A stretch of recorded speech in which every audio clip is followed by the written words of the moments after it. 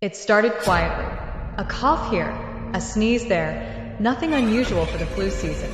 But in the small town of Ashbrook, nestled in a quiet valley, the coughs didn't stop. They grew louder, more violent, until they were accompanied by something worse, a strange silence. Lena, a nurse at the local clinic, was among the first to notice the unusual nature of the illness. Patients came in with flu-like symptoms, but after a few days, something changed. They became unnervingly still, their faces pale and eyes wide, as if they were listening to something only they could hear. She first saw it in Mr. Matthews, an old farmer who had come in complaining of a persistent cough. By the second visit, he was unusually quiet.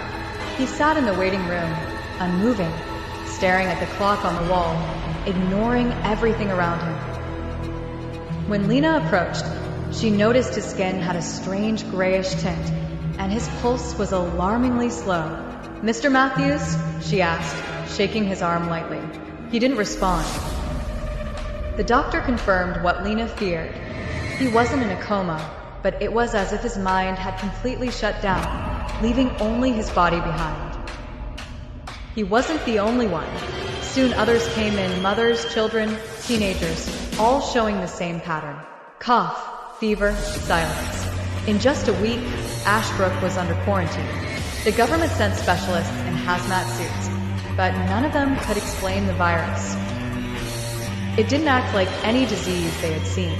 There were no obvious transmissions, no specific carriers, just an invisible, creeping force that consumed minds and left behind empty husks. As the outbreak spread, so did the rumors. Some said it was a curse, others believed it was a biological weapon.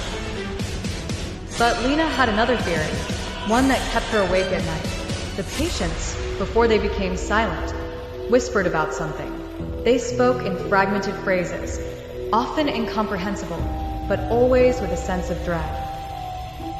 She remembered Mrs. Peterson, her last coherent words, "It's coming from the shadows." The turning point came when Lena's colleague, Daniel, began to exhibit the early symptoms. He coughed violently during his shift, but waved it off as nothing serious. By the end of the day, he was sitting quietly at his desk, his fingers twitching slightly, his eyes locked on the wall in front of him. Lena stayed late that night, unable to leave him. She tried talking to him, tried shaking him out of the trance-like state, but Daniel just sat there unmoving.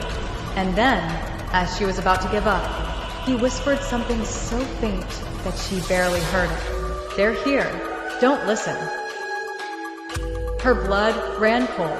"Daniel, what are you talking about? Who's here?" His lips barely moved as he repeated, "Don't listen to the whispers." Lena didn't sleep that night. She sat by her window, staring out into the darkened streets of Ashbrook, the quiet town now filled with vacant homes and silent people. The streets were patrolled by men in protective gear, but nothing could contain what was spreading. The whispers Daniel spoke of haunted her. "We've got multiple victims coming in from Ashbrook," the paramedic said breathlessly. "Respiratory issues, some are non-responsive. We're getting reports of more cases showing up all over the area." Lena's heart sank. It was already too late.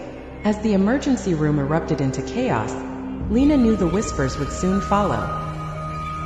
She watched as the paramedics wheeled in the first few patients, people she recognized from Ashbrook, their faces pale, eyes wide, their bodies limp but alive. One woman, her mouth trembling, was muttering something under her breath. Lena strained to hear her over the commotion, and when she did, her blood ran cold. "The whispers," the woman croaked, her voice barely audible. "They're inside." The hospital staff had no idea what they were dealing with.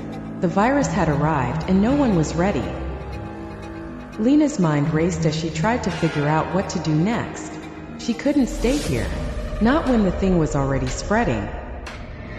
She needed to warn others, go further, faster. But as she stood, something caught her attention.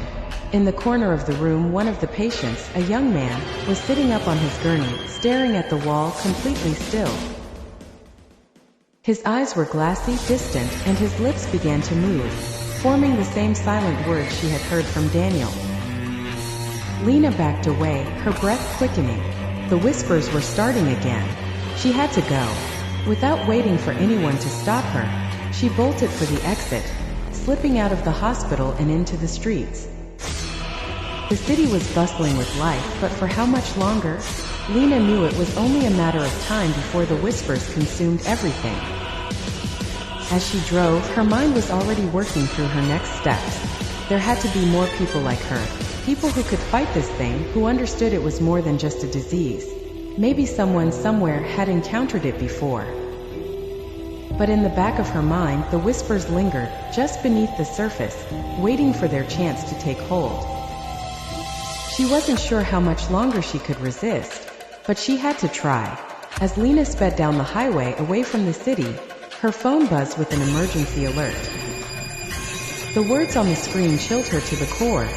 National emergency. Unexplained illness outbreak. Do not leave your homes. Do not listen to unfamiliar sounds. Remain indoors. It was spreading faster than she could have imagined. The silent plague was no longer confined to Ashbrook.